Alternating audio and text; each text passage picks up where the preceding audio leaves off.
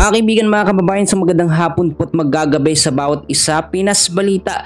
Muli pong maghahatid ng update sa lagay ng ating panahon. Patuloy pa rin pong umiiral at nagbibigay ng masamang panahon ito pong habagat o southwest monsoon sa alurang bahagi ng ating bansa na siya pa rin pong pinapalakas.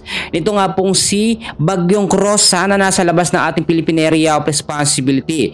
Pero kung bago ka lang, please don't forget to like and subscribe.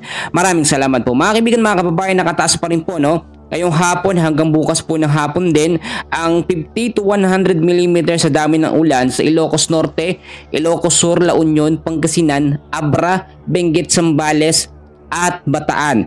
Dahil po yan, mga kaibigan, sa southwest monsoon na pinapalakas po nitong Typhoon na Rosa, no? So marami nagtatanong bakit daw po Rosa ang pangalan ng bagyo na nasa labas ng PAR. Lilinawin ko, mga kaibigan, Emong siyempre ang huling bagyo at dapat hindi K. International name po niya ang Rosa, mga kaibigan. Sa ngayon, marami kasing nakapansin na malayo na masyado si Rosa kasi meron po siyang lokasyon na 2,440 kilometers east of northeast of extreme northern Luzon. Meron po siyang lakas ng hangin na 140 kilometers per hour at bubugso naman up to 170 kilometers per hour. At pagkilos po pa northwest sa bilis po na 25 kilometers per hour. Kung mapapansin nyo, mga kaibigan, yung trap or extension ng kanyang hangin napakalawak po na naaabot, no? Kitang-kita naman natin. Yan ho yung nagpapalakas or nagbibigay ng epekto, no, dito nga po sa habagat para magpaulan sa kalurang bahagi ng ating bansa. So kahit nasa labas ng PAR, etong si Bagyong Rosa, yung epekto niya para palakisin ng habagat ay nandyan pa rin po. So dahil pa rin po, mga kaibigan, sa southwest monsoon or banta po nitong habagat, meron pa po tayong tinatawag pa rin na forecast weather condition. So mga lugar ito na apektado, mga kaibigan, ng habagat. Asahan pa rin natin ngayong hapon hanggang bukas sa Ilocos Region, Abra, Benguet, Zambales at Bataan. Ang weather condition po yung occasional rains. Ang ibig sabihin nito, yung mahina pero tuloy-tuloy na pag-uulan at minsan sa hapon sa gabi mas lumalakas ho. So dahil yan sa habagat, mag-ingat po sa banta ng mga posibleng pagbabaha or landslide yung mga lugar po na aking binanggit. Samantalang sa Metro Manila, Cagayan Valley, Cavite, Laguna, Batangas, Rizal, Occidental Mindoro, para kasama po dyan ang Oriental Mindoro, mga kaibigan, dares po ng Cordillera Administrative Region, dares po ng Central Luzon.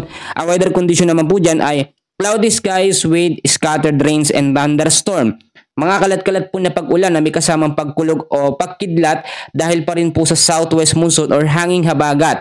Ang ilang bahagi ng ating bansa na aking hindi nabanggit patuloy din makakaranas ng cloudy skies with isolated rains or thunderstorm dahil pa rin po sa habagat. Marami nagtatanong na, mga kababayan natin, kung kailan nga daw po ba aaraw, no? Dahil nga ilang linggo na talaga tayong inuulan at masama ang panahon. Alam nyo, mga kaibigan, pahina na ang habagat, no? At nakikita naman natin hindi na ito ganoon talagang sobrang nagpapaulan na umaabot po ng 200 mm sa dami ng ulan, 100 to 200. Ngayon kasi nakita naman natin ang nagpapalakas talaga number 1 dito po sa habagat ay yung mga bagyo na nasa loob ng PAR at yung nasa labas. At ngayon, wala naman tayong bagyo sa loob ng ating Philippine Area of Responsibility. Wala ring LPA, pero merong Bagyong Rosa na nasa labas. Typhoon category 6 kasi siya, mga kaibigan, kaya yung epekto niya para palakasin ng habagat matindi. Pero asahan natin by next week, mga kaibigan, makakaranas tayo ng magandang panahon at ito na yung sinasabi natin na monsoon break, no? Ano ba ang monsoon break? Ang monsoon break po yung pansamantalang paghina o pagkawala ng habagat, no? So samantalahin ho natin yung pagkakataon na yun para makapaglaba, no? Makapagsampay ng ating mga damit, mga sinampay natin para po makatuyo, no? At dahil pagdating ng Agosto, ayon na rin sa pagkatala ng Pag-asa, 2 hanggang 3 bagyo ang imo-monitor natin.